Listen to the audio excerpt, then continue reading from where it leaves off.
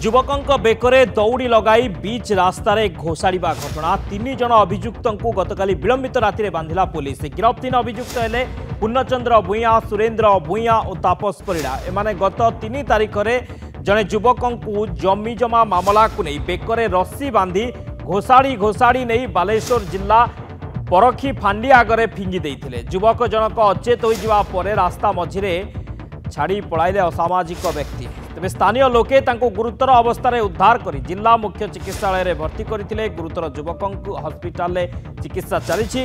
गतकाली होश आसवा पर सदर थाना एतला देते युवकों पत्नी। लिखित अभियोग पर मामला रुजु करथिला सदर थाना पुलिस। तेज अभियोग पर मामला रुजु होता पुलिस घटना 3 जन को गिरफ करिछि। सदर थाना एतला देथिले युवकों पत्नी।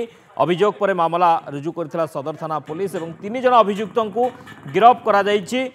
ये अभियुक्त माने युवकों को बेकरे रस्सी बांधी घोषाड़ी रास्तार नहीं अचेत हो रास्ता उपर फिंगी पलाई जाइथिले।